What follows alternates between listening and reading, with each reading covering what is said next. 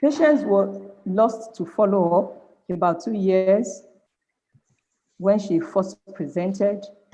And by the time she came in, this is her visual acuity, 2013, 618, 69. And by the time she came back in 2015, her vision was reduced to in the right eye, and in the left, it's gone to 660 and 612 with correction. The anterior segment was just the same in both, at both presentation. The pupil in 2013 was central, round, and reactive, while by the time she came back in 2015, it was being dilated in both eyes. The nuclear cataract has increased to grade 3. The pressure in 2013 was 30 in each eye.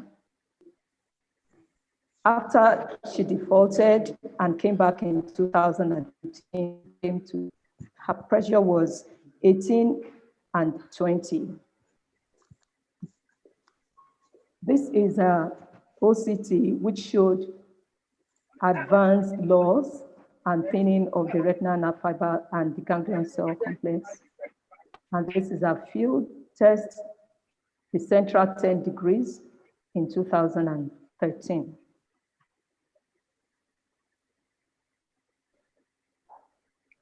She was offered surgery, which she declined initially, and by the time she came back in 2016, she had left eye done in 2016, and the second eye 2017. She was able to maintain her vision even by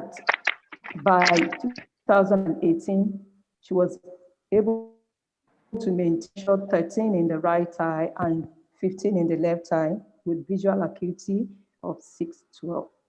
This is her vision, the field test in 2016.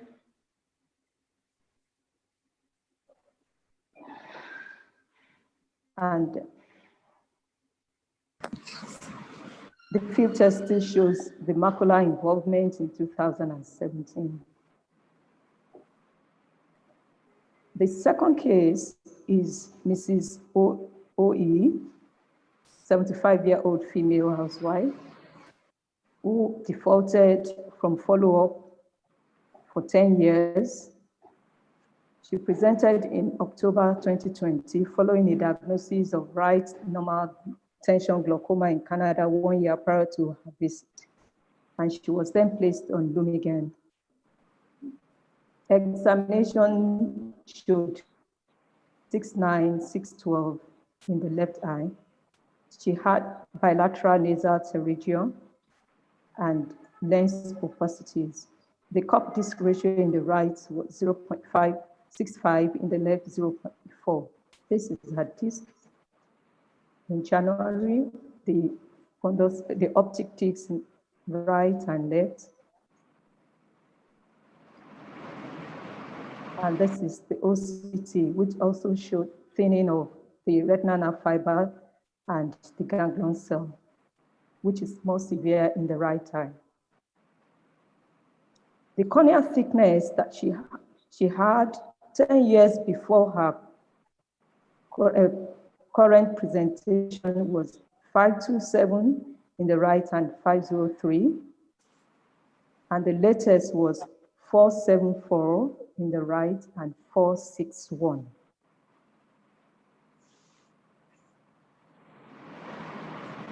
She was also diagnosed with primary open angle glaucoma 10 years. Have 2 minutes more. Of first presentation.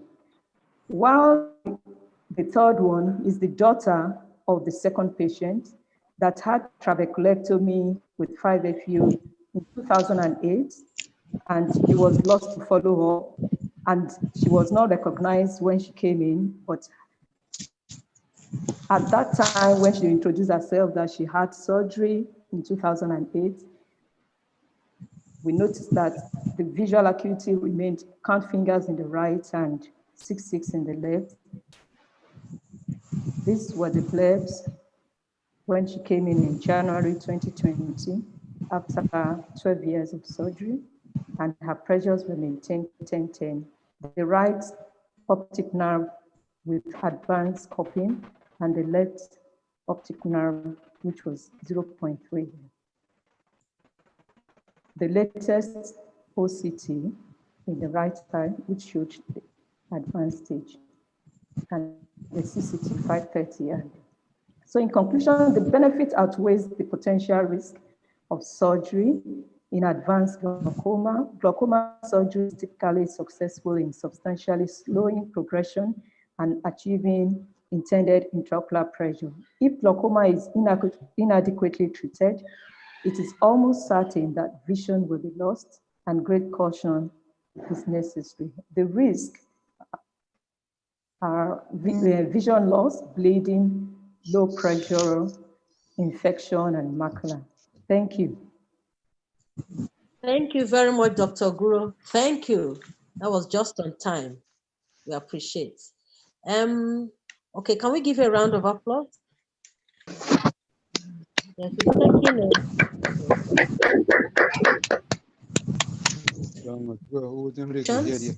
and then probably Professor Nokoya, I think, will give us an overview. Is it a summary of is that what you,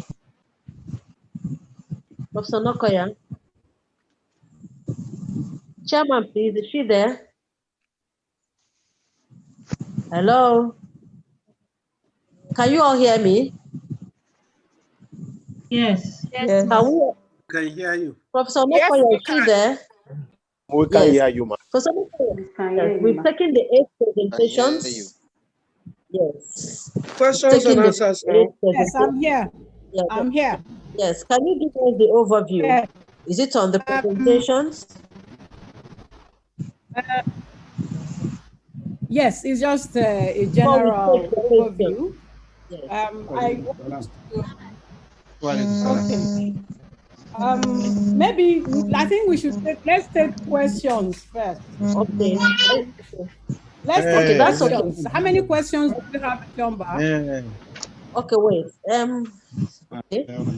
We have So some of this background noise, this distraction. I can hear somebody talking at the background who is not part of this presentation. So let's try and mute everybody. When we mute everybody, then you mute yourself. Please, let's mute everybody.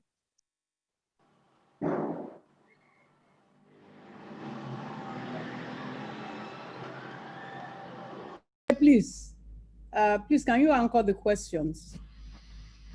Okay, so we'll take the we'll take the questions the next 15 minutes. Is that okay? Okay, the first question.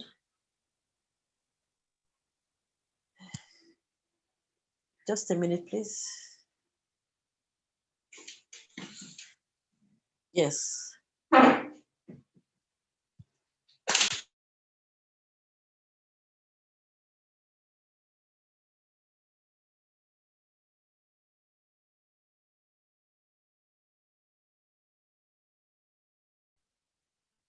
I can't, where are the questions?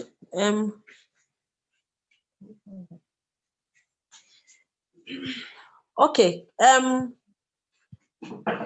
we take the questions? I can't see any here. Let's see. Okay, can we take the questions? Yes, we might have to take it verbally, but please let questions not beget questions. Maybe we should just take all the questions at once, because the tendency will be when somebody has asked a question, then somebody will remember something and we'll be here. So, okay. Whichever way you think. Yes. Can we take, we're going to take questions from 5 participants. Let's take all the questions first, and the various presenters will respond to theirs. Are we agreed on that? 5 participants, or do we take more than 5 participants? Let's start, okay? Yes, okay, let's take 5. If we have more, we'll give time. Maximum of 10, so we can then go on to the other aspects. Dr. Fatima, do you have a question? we take a question, please? No, ma, thank you. I was just saying if participants could raise their hands. Yes, through the yeah. Okay.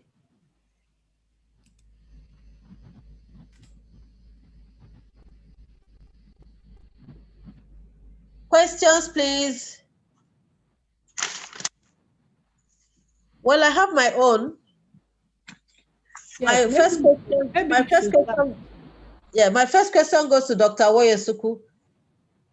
Dr. Woyesuku, these novel drugs, example, rocklatan, ROCK kinase inhibitors, and so on, what effect do they have on the diurnal variation of intraocular pressure? Well, I can't really say for now. Sorry, I didn't go that deep into them. Okay. But what I can say is that they tend to walk through the trabecular meshwork. So trying to target another area where we've not been used to before. But like the one that has the fixed combination that also has latanoprost attached to it, yeah, that would sort of keep a sustained pressure reduction. I'm not very sure about the rocklatan. That's the truth. I haven't really looked at it. Maybe anybody has an answer. Okay. Yes, actually the rocklatan is the combination of the ROCK inhibitors and the PGA lantanoprost. So definitely that would blunt the fluctuation that we have. And we would notice from her presentation that had the highest pressure lowering effect because of the ROCK effect and also the effect of lantanoprost. And lantanoprost now is not just now known to be limited to the uveoscleral pathway. It also walks through the trabecular meshwork, there's some effect on the ciliary, the network in the trabecular meshwork, the muscle there. So it also further improves the pressure. So that way it further reduces the fluctuation. Also the effect on episcleral venous pressure will further blunt that. Sometimes because people lie down at night, that venous pressure increases, especially people who are obese or people with very short necks, which is why even when you don't have glaucoma, your intraocular pressure is slightly elevated at night, because of that increased resistance. Now with this ROCK inhibitor, with the effect on the episcleral vessel, also further reduces that pressure. Thank you, ma. Thank you very much. Okay, we'll like to look up the studies later. There are two hands up. Can we take the first one? Yes, my hand. My question I would like to take number 3, ma. I can't raise my hand. You didn't see it. Go to reactions. Oh, right. Okay. All right. Yes, my question is to Dr. Abdul. Now, this study that you are about to embark on, do you have special pressure groups that you're working on, or is just everybody? Do you have a cutoff intraocular pressure that you are enrolling, or is just all comers? It does not matter what the level of intraocular pressure is. Dr. Abdul, please. Yeah, so we don't have any level of intraocular pressure because particularly we want to see the effect of these lasers in our type of patients who have extremely high intraocular pressures. So we are going to be recruiting both treatment-naive patients and patients who are already on medical treatment but don't have good control, or patients who are on medical treatment but wish to go off medical treatment. Essentially, patients with high intraocular pressure are people you are going to enroll. You're not going to enroll someone with a pressure of 15, will you? No, we will not do that. The patient has to have a diagnosis of glaucoma with an intraocular pressure that is over 26 millimeters of mercury. Good. Okay. All right. Yes. That's just my clarification. All right. Yeah. Okay. Okay, can we take the second person or the third person? Good evening, everybody. I don't know if I'm the second person, but I raised my hand earlier on. I want to appreciate all the speakers. This has been a very excellent educative time. Just one question to Dr. Abdul from National Eye Center. From the cases he presented, it looks like you do combined cataract and trap for a couple of your patients. Quite agreeable. Some of them had other existing comorbidity, but there was a diabetic who really didn't have a dense cataract from your presentation, but you still did combine cataract and trap. Just to understand your rationale for doing that, and if that's your routine practice. Thank you. All right. Thank you very much for your question. Actually, it depends on the type of glaucoma the patient is having. If a patient has primary angle closure glaucoma, I routinely perform combined surgery, because if you see in the presentations, after the lens was removed, the angles opened. And then also from my experience, when I do trap only in patients with angle closure glaucoma, they tend to come back with shallow AC. And the pressure control is not usually very good. And for this index case, number one, she's diabetic. She has angle closure glaucoma. We suffer a lot before we are able to control her sugar. So if I do trap now, the next 6 months, we'll also be thinking of how to remove the cataract that might likely develop. Because over more than half of patients that had trap will subsequently develop cataracts. So I just look at it from that angle. I decided to offer combined surgery. Thank you very much.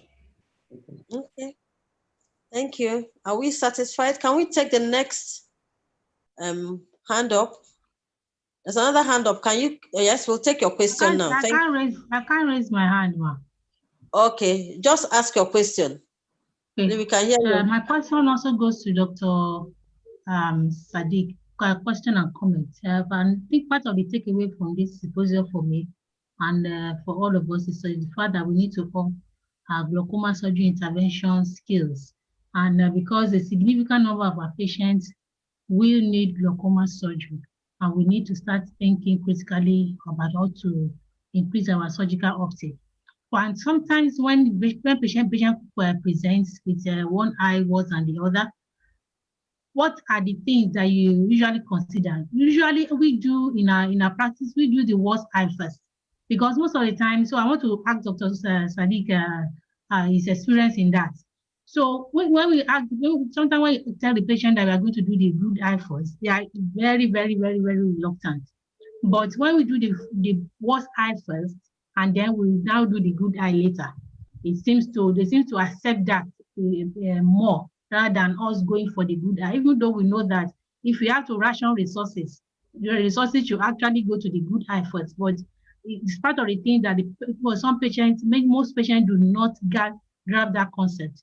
So if Dr. Sadiq would be kind enough to just shed more light on his experience. Thank you.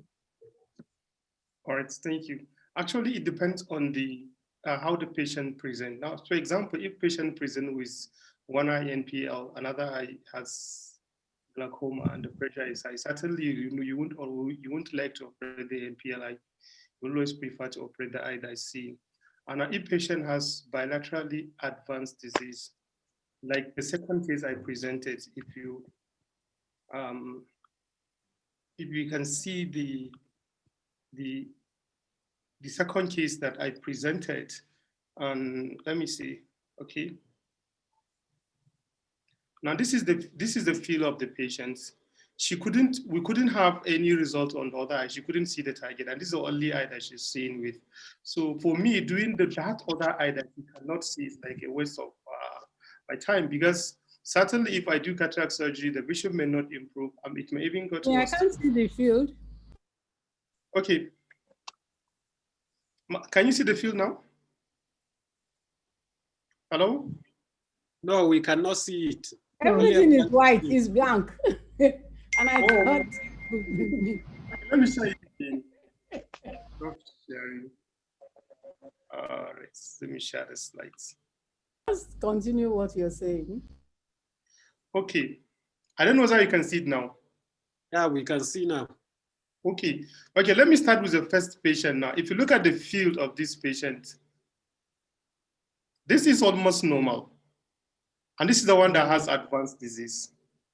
So I go for this one.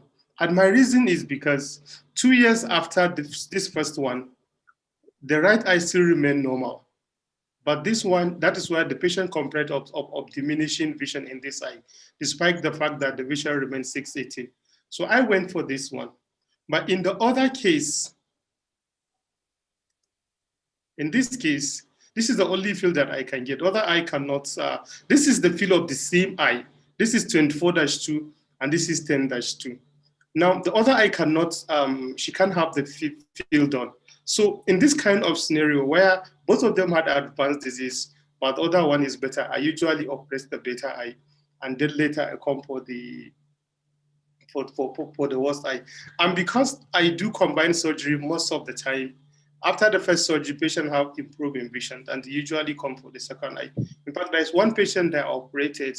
The day he was leaving, he told me that I'll bring one of my siblings is also blind from glaucoma. So a little improvements in vision, that is what I'm looking at. That's why I'm more toward doing combined surgery.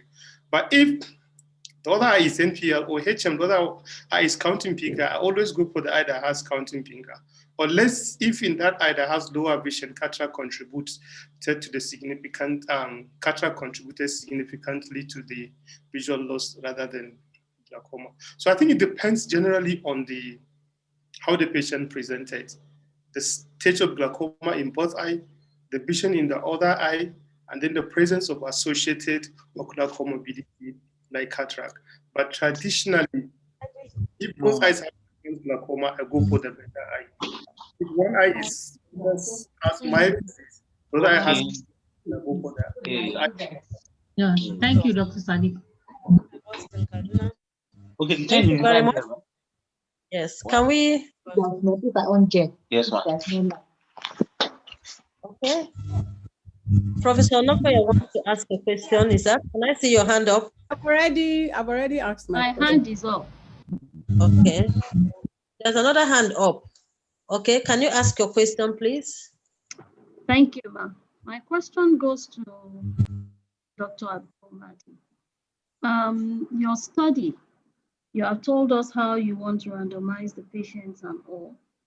I don't know. I was just wondering why you want to do transcleral cyclophotocoagulation for patients who failed the laser surgeries. Yes, okay. We put it as one of the options, but if sorry, can you hear me?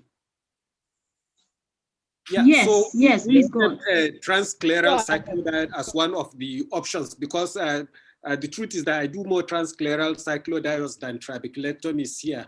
And what we intend to do is that we'll assess the patient. If that patient is a good candidate for trabeculectomy, we are not going to offer him transcleral cyclodiode. The problem that I have is that many of my patients are very rural patients who who have to take transport to come from long distances, and many of them will not be adherent to our follow-up routine.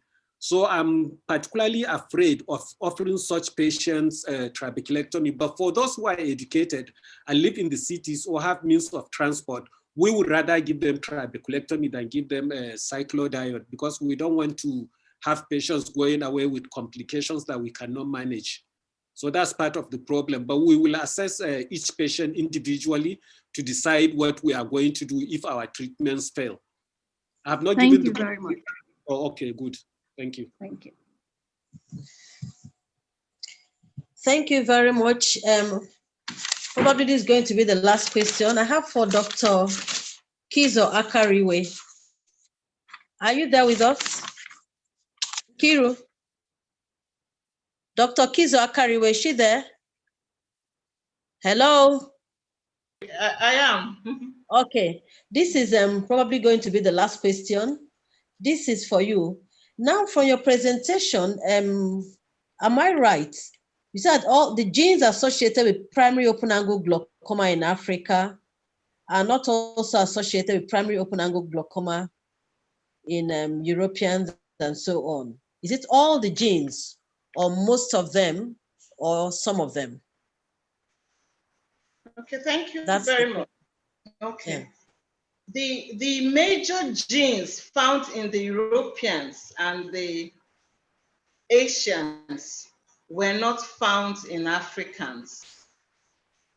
You know, all the knowledge we had before about the genes, glaucoma genes and all that, were studies done in Caucasians.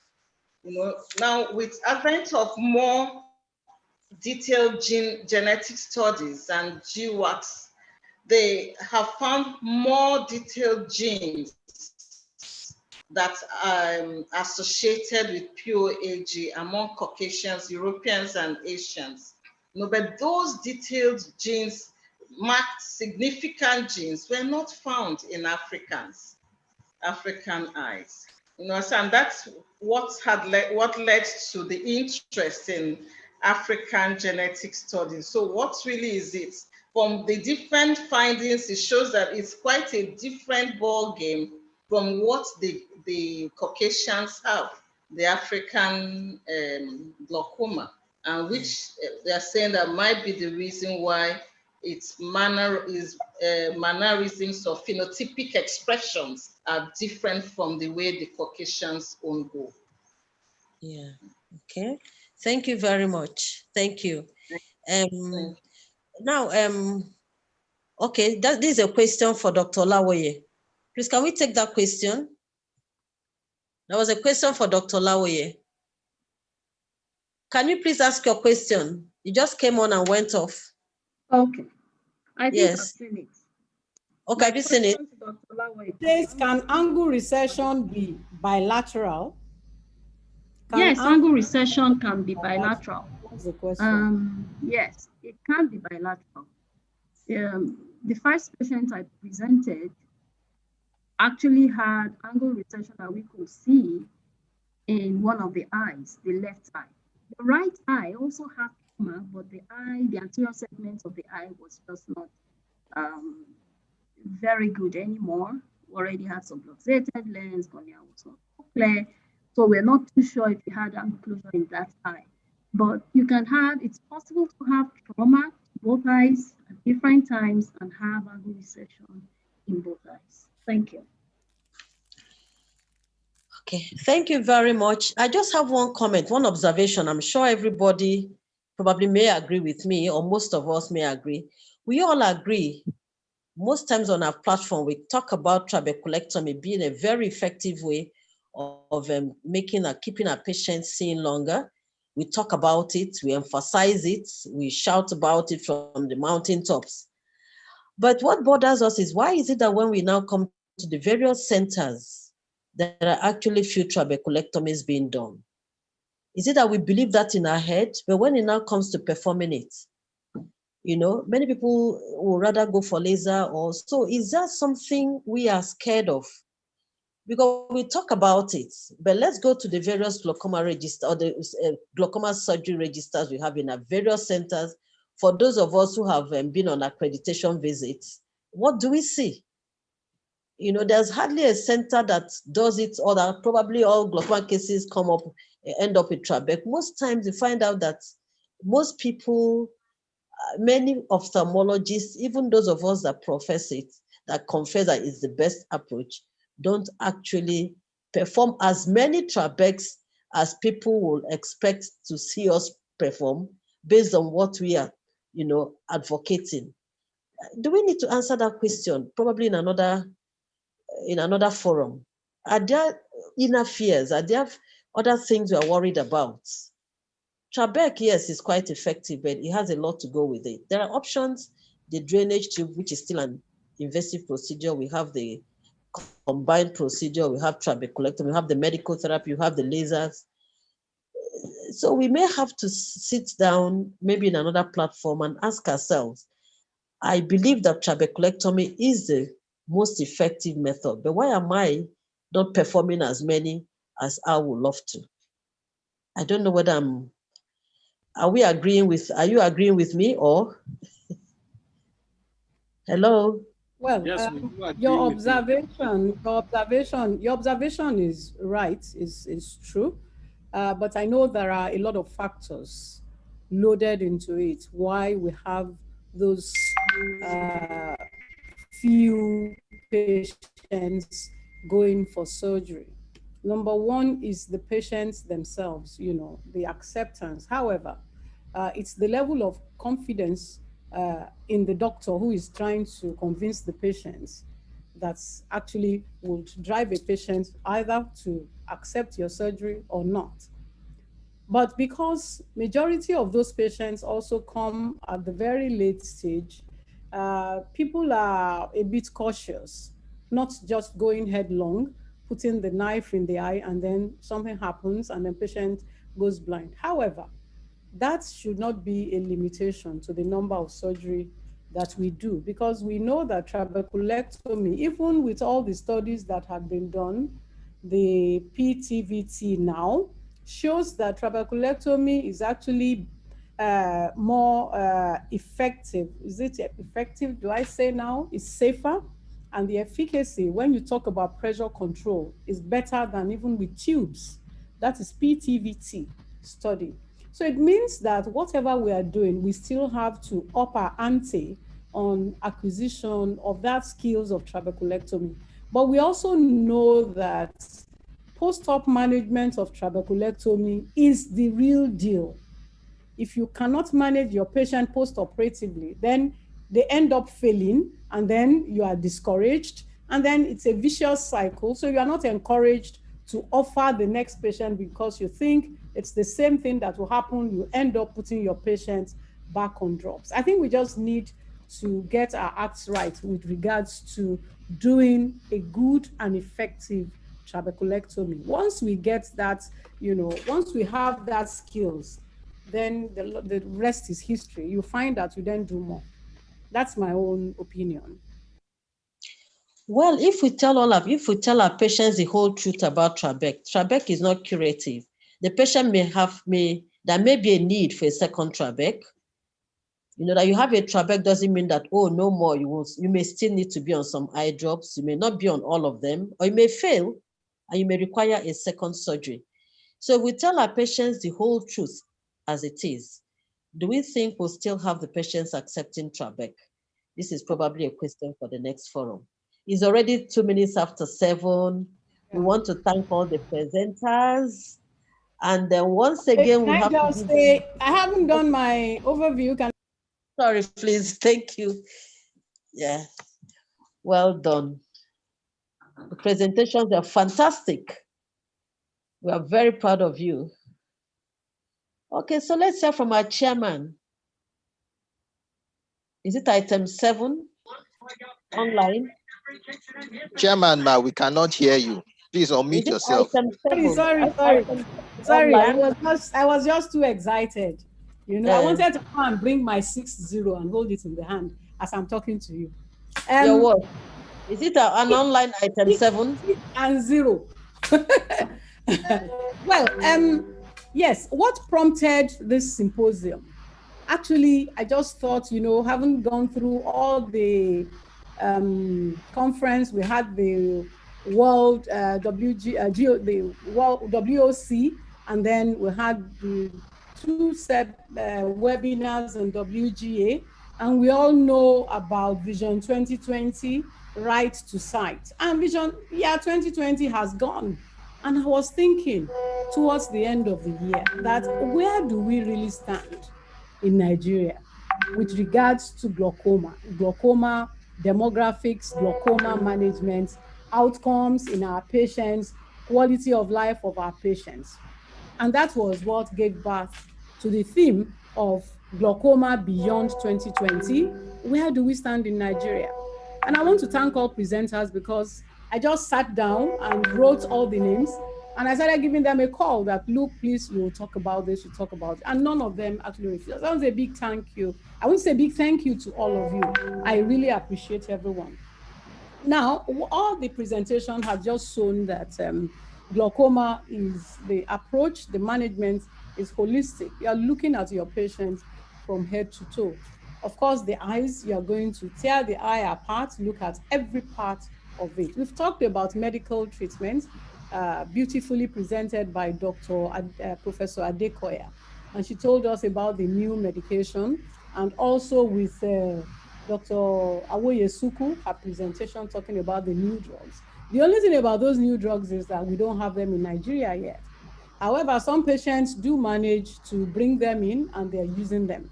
Of course, that will be the answer if we are able to get them. But of course, we know the issue that we would have in Nigeria is the issue of cost. And by the time we start having so many generics, which is what we have with our medical treatments, now we have a lot of generics in the market. If you look at publications on generics and brand, well, it all shows that there's that 2 millimeter, 1 millimeter difference between generics and the brand.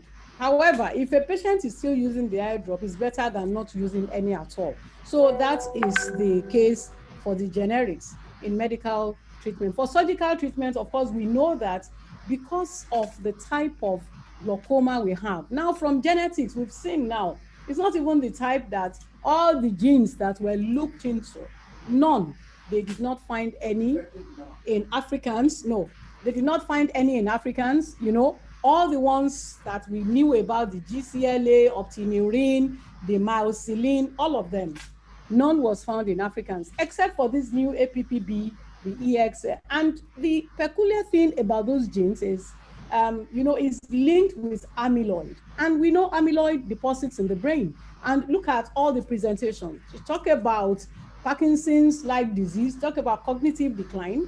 And we've seen a lot of our patients, some of them, by the time they have very bad glaucomas, you know, they are blind, they start just going down. If they don't present with Alzheimer's or Parkinson's disease, they are depressed and they really remember. There are a lot of publications on memory loss and all those things. You know, so this is just opening our eyes that we still need to do a lot of research. We need to look at the phenotypes, the phenotypic and then the genotypic types of glaucomas that we have in our environment. Of course, the Nigerian National Survey has helped us a bit. You know, we know that we have this type in Igbos, we have that type in Yorubas, in Northwestern, you know, they're talking about the prevalence.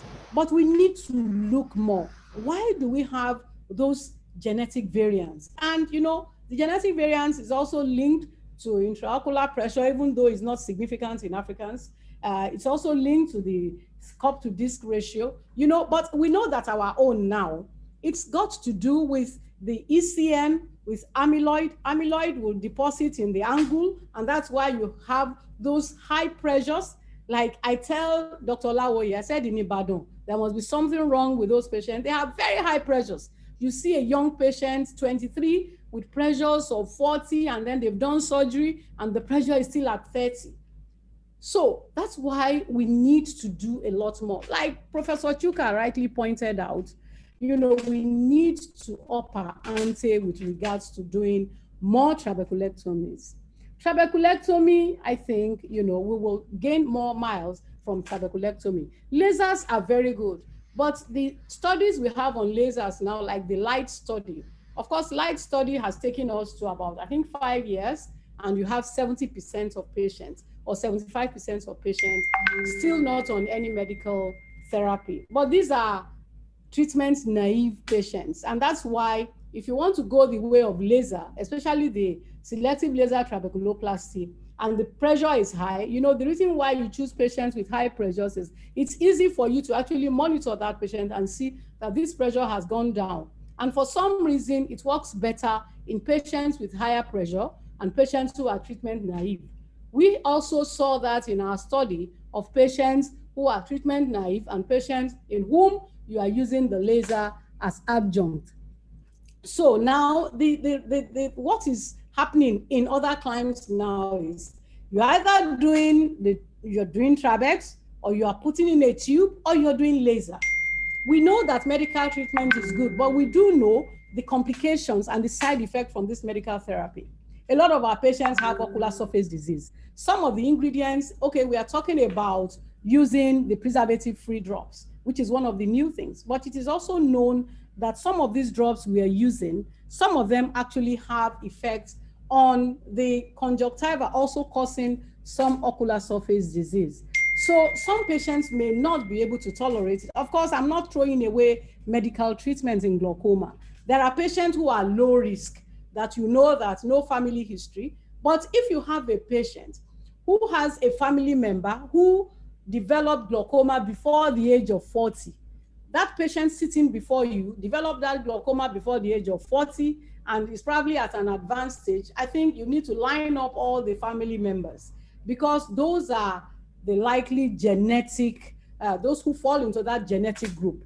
And it's usually very rapid and they do badly if you are not aggressive in your treatment. Now, talking about Dr. Sadiq doing combined surgery, I think you see a lot of our patients now, because you remember he was talking about the angles. They have closed angle. It also, that emphasizes the importance of gonioscopy and even the angle recession that Dr. Lawoye spoke about. We also need to do gonioscopy in our patients, all our patients, especially those patients that we think are primary open angle. You do your gonio and you see that they're angle closure. And then you say, okay, it's angle closure, not much of cataract, let me do a PI. And you do your PI, pressure is still high. So it means that the problem is actually with the lens, the patient's lens, the axial length of the lens has increased either because of age, because of increased sclerosis, or for some reason the lens has moved forward. So the angle is closed. Now for such a patient, especially that Dr. Sadiq's patient, because I tend to reason, that is why if he did not do glaucoma surgery with cataract surgery, just doing glaucoma surgery alone may not have solved the problem, apart from the fact that patients would eventually develop cataracts without that. So it's important for us, all the signs, the webinar we had in December 19, we learned about assessment, diagnosis of glaucoma. All these tests that we do, all these investigations, they really matter. Dr. Abdul, that's high, 73 millimeters of mercury of patient. What do you do for such patients? Just take that patient to theater and do trabeculectomy. Or you want to cook the eye with a laser, you want to do the transclerar cyclodiode, the continuous wave, 84. Wow, those are out of this world. Those pressures are out of this world, 73, 84. So you see, that's the type of glaucoma that we see in Africa. And except that the national survey did show that 56% of our patients have pressures within the normal range. But that was like 13 years ago. We can still do current studies. We can have multi-center study. We can have collaborative study. This will help us in getting the demographics of our patients, the prevalence studies, and then we can look at our diet. Why do we have it being prevalent in Igbo? Because everything, if you look at the blindness is from national survey, is greatest amongst the Igbo. So we need to look at what is it with them? What are they eating? Dr. Akaraiwe, Professor Chuka Okosa, these are your areas. We need to get a lot of survey, a lot of studies. What is it? Or is it the genes? Of course, genetic variance, genetic variation, it's important. Somebody was even talking about the patients, the people in St. Lucia, people in, that is the Caribbean islands, that those patients or those people, they were actually slaves that were transported from, the eastern part of Nigeria several years ago, and they were taken as slaves and left on the island, because that they also have very bad glaucomas, from here right through to that place, with a lot of drifts, a lot of modification in their genes. So these are areas we really need to look into. That is beyond 2020. If we're doing medical treatment, is it appropriate for these patients? Have we moved at the right time to intervene surgically in our patients so that we can reduce the number of patients who are needlessly going blind from glaucoma. And then there are other ancillary treatments that we offer our patients, all the antioxidants. You can also offer your patient meditation. Meditation has been shown, it says meditation 365. You know, you teach your patient to breathe in deeply. In these days of coronavirus, it's also part of the exercise we are taught to do. You breathe in deeply, breathe in slowly, slowly exhale. It lowers the intraocular pressure, it lowers your blood pressure. You know, it's quite good, and it can be an adjunct treatment to our patients, especially those who have very high intraocular pressure. Of course, we can't leave out the diets, the green vegetables. All this would help, because when you talk about the future of glaucoma therapy, they are talking about the effect on mitochondria at the cellular level, because they're telling you that, okay, you have controlled pressure in this patient, but they are still degenerating. What do you think is responsible? Is it endothelial dysfunction? What is responsible for that endothelial dysfunction? Nitric oxide problem, endothelin problem. How do we go about that? If it's not genetic, then you have environmental effect, either dietary or something else that patient is, or even because of comorbid condition. So glaucoma is totally the whole, you know, is the patient from head to toe, and nothing is to be left out. Of course, we can also talk about the effect. You know, we have patient-related outcome measures. We also need to look at the patient from the patient's perspective of that disease, which is what, as physicians, we do not do. You know, we are interested in the VA that we see, we are interested in the visual field that we do, but our patient is still not happy. Now, our patients, apart from the glaucoma complication, that is reduction in their visual field, some of them may have cataract, which is the associated ocular disorder. Some may have systemic comorbid condition. They may have hypertension. They may have diabetes. They may have other migraine, you know, primary vascular disease, which is making their glaucoma worse. You, as the physician, you have done trabeculectomy, you have done laser, the intraocular pressure is 10, but your patient is still progressing. We need to have a deep look at all this. The systemic comorbid condition, how is the patient doing with that? And of course, the psychological impact. Patient is not happy. The biopsycho-spiritual aspect of it. Dr. Chiari mentioned that. It is very, very important. You know, some people are happy, they pray, their faith helps them. But what about those who don't even have that? Because of the economic impact, you know, patient is not working because patient has to go to the hospital. Somebody else has to go with the patient. You know, there's loss of job, loss of opportunity. And then the side effects of the glaucoma treatment itself, apart from the cost. So a lot. So we need to look at all this holistically and see how we can reduce this impact on our patient, looking at it from the patient's perspective. What about the effect on quality of life? Of course, there's the effect of the vision loss. There's effect on mobility. Patient is not able to drive. Even moving on their own, patient is not able to move. And then there's a limitation of physical activity that patient can engage in. Of course, there's always that fear of fall because of loss of stereopsis. Now it is known, you know, the teaching in the past was at the very early stages, glaucoma is asymptomatic.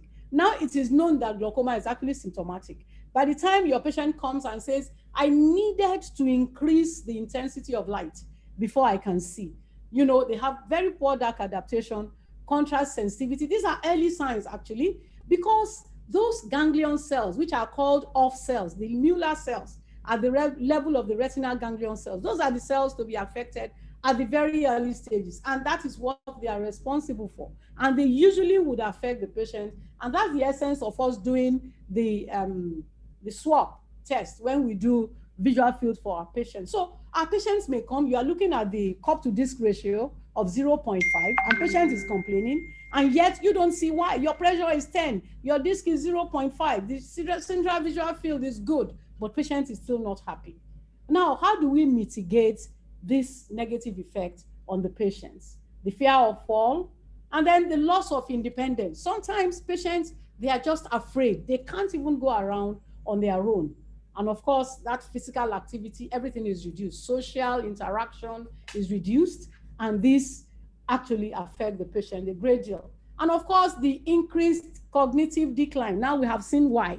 Those who have amyloid deposits in their brain, they have amyloid deposits in trabecular meshwork, the pressure will continue to rise. You see them NPL. And of course, the man is so forgetful. You know, because of the deposition of the amyloid in the brain. What do we do to that? Of course, we cannot do that alone. We have to work in collaboration. But at the same time, we must have that knowledge that this is likely what is happening. So when the patient is complaining, we are, on the same page. Also think about the effect on the ventral stream in the brain, that is the what, and then the effect on the dorsal stream, which is where, that is, what am I looking at? Where is this object located in the space? Because a patient may have 6566 and still find it difficult to reach out to get the cup on the table. These are the various effects that glaucoma can give. So how do we mitigate against them? Well, that's why now a lot is being done beyond just controlling the intraocular pressure. We want to look at it at the cellular level. However, whatever we are doing, we still have to bring down the pressure. If the pressure is 8, we do not need to bother ourselves. We do not need to be worried. We want the pressure fine at 8. Of course, the issue of corneal pachymetry is there. You want to be sure that it's not just that the cornea is thin. That's why your pressure is 8. So all this we need to take into consideration.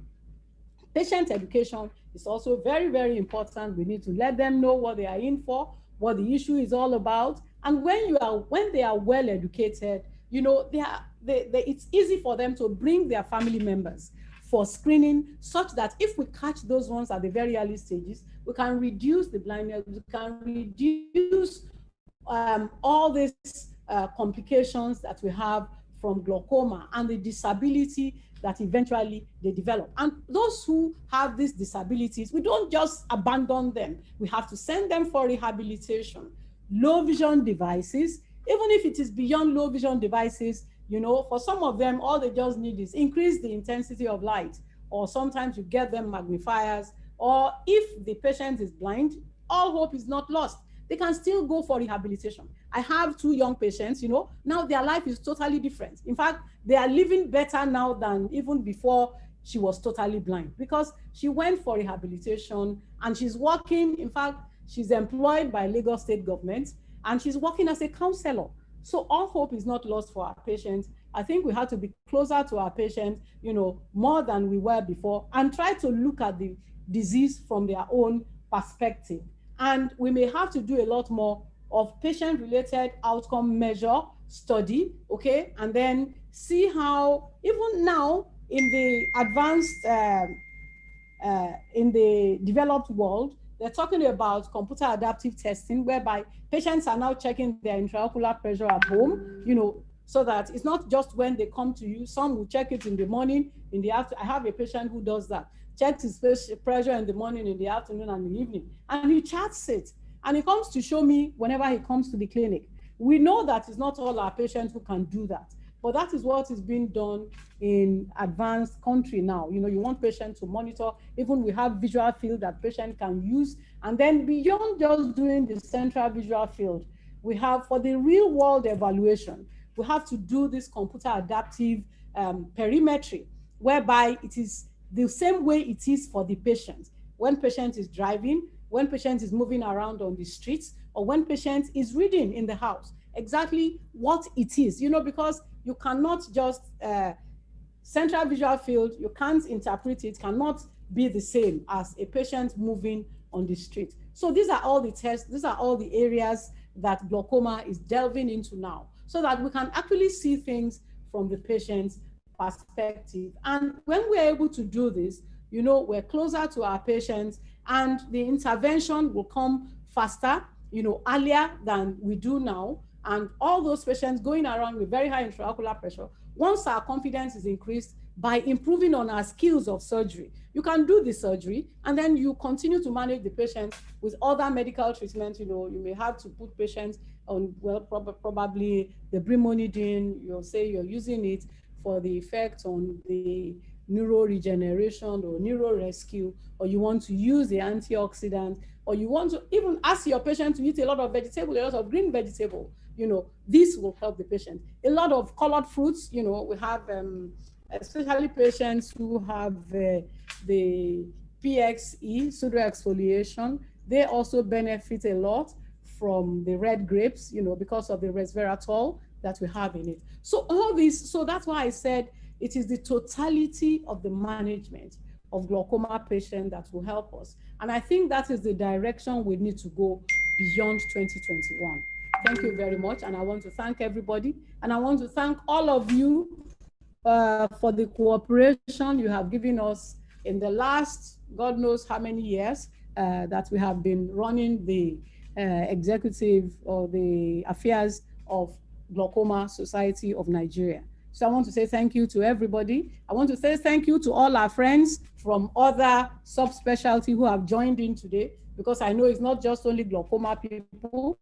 We all see glaucoma patients, and glaucoma is the commonest cause of irreversible blindness worldwide and in Nigeria. So it's a topical issue for all of us, and I'm sure we have all learned tonight. I want to thank you all for participating. Thank you very much. Thank you. Professor Chuka Okosa, thank you. Professor Chuka. Thank you very much.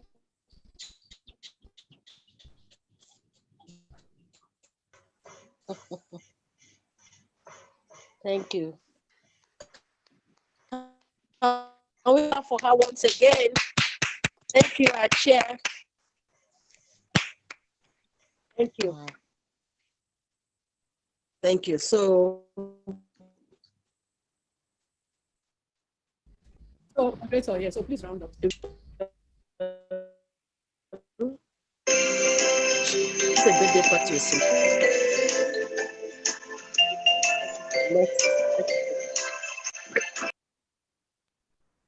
Chair.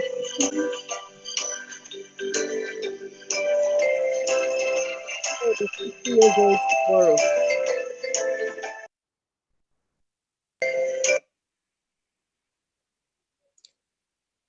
Happy birthday, our chair.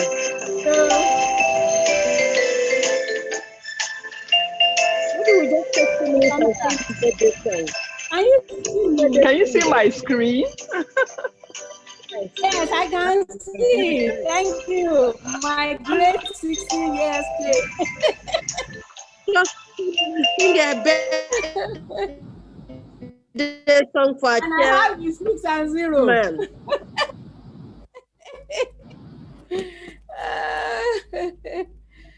Thank you. Oh, what am I not singing? Happy birthday. Happy birthday. Can we sing a birthday song for Happy birthday to you? Happy birthday to you. Happy birthday, many more years to you. Can you join me? Many more years to you. Many more years, many more years, many more years to you. Hooray! Hooray! Hooray!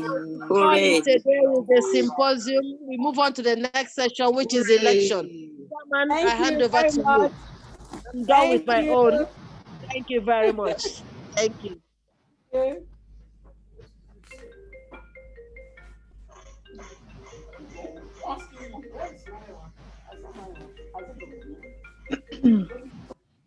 Okay, I think so Fatima, so what are we doing now? I think it's Dr. Awoye Sekuda will now determine who can stay and who should go, and those that need to go should just please leave. And those that have not been able to log on should please log on. If a message can be put on the group. Okay, so I'll go to the group. I've posted the list of those that have paid as at now. I've posted it all over again. So the names are there. So please, let's check. It's only those who have paid that should remain. Okay, so how do I take out those that have not? They should first of all leave, and then we can.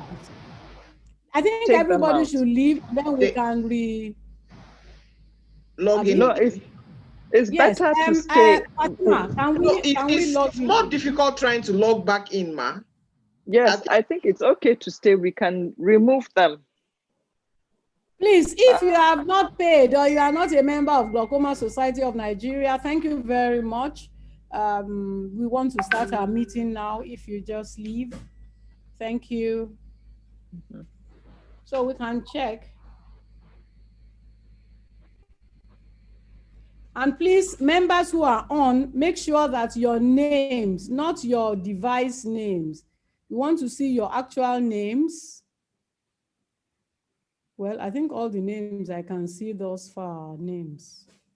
So these are all names. Okay, good. So we can check the names.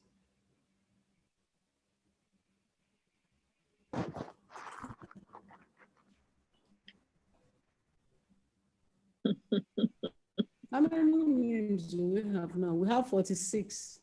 Oh, yes, 47. And we have 51 people who are because paid. of the extra device. Okay, maybe some people have. But you see, are we sure that everybody here now, all the 46?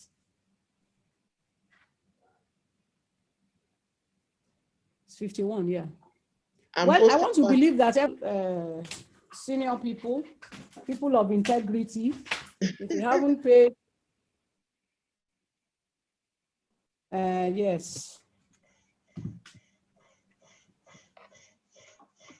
If you look at them. I think we can proceed, ma. While Dr. Awoyusuke will just glance through to confirm. Can we just take another 5 minutes to ensure that everybody? Okay, so I've reposted again. We can all go through the lists that is online and also go through the list on the chat and see if everybody here is a bona fide member. It's 51, 47. We have 47 names now.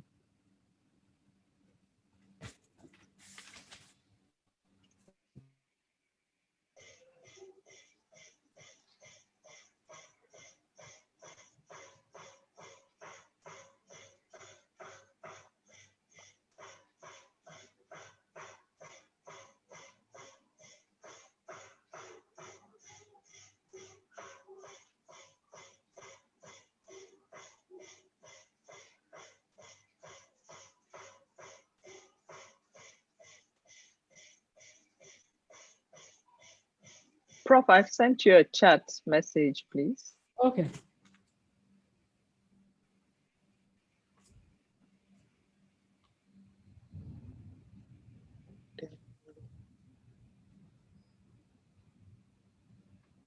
No, I didn't see it. We didn't get here. Oh, okay, here. Okay. Let me see. Yes, I'm here. Professor Chukwukosa is here. Yes.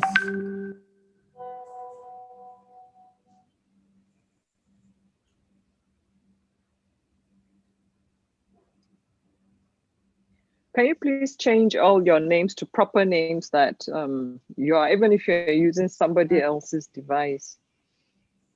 Just put the names that we know. Including your surnames, please. So the names that you paid with. Please, who is Dr. Abdulkarim Abubakar? Dr. Abdulkarim Abubakar. Please, can you raise your hand so that we identify you? Dr. Abdulkarim Abubakar.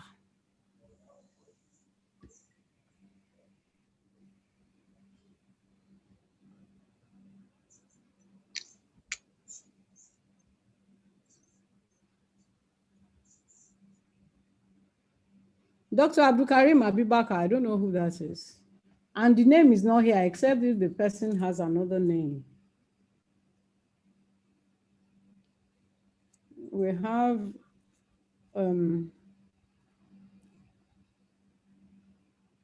it's not, it can't be Abdullah Sadiq.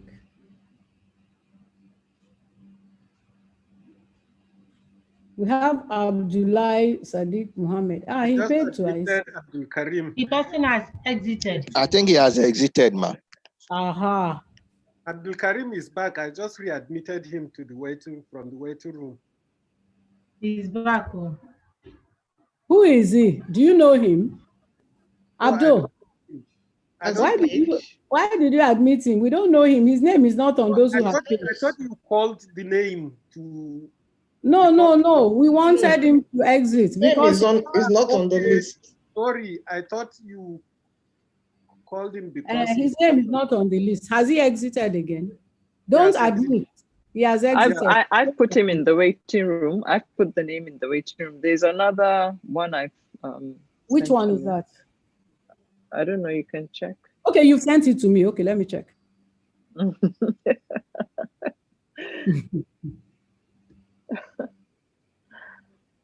Oh no, she's there. Let me see. See. I think she has paid. There's a new list. Huh? Let me see. Ah, this is your list that started from 20 something. But let me resend. Sorry. The 1 to 20 is missing. Okay, let me resend it.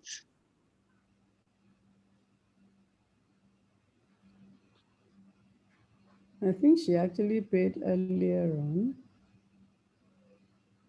Okay, I sent you a private message, ma. She's here. Okay. Her name is there. Okay, all right.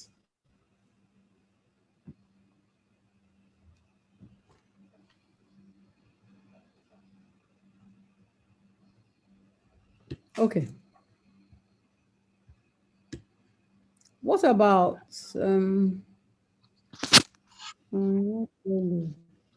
Habiba?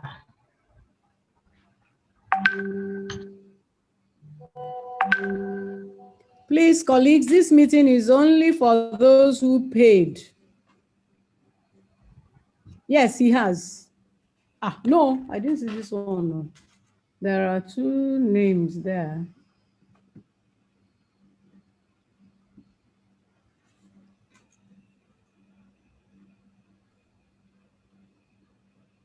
Dr. Awoyesuku. Yes, ma.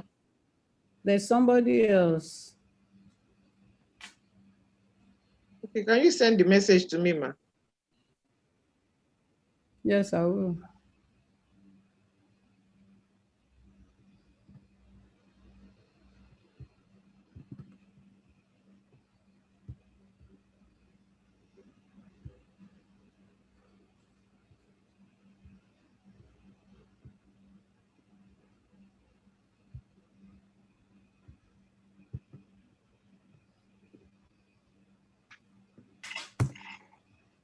I've sent it.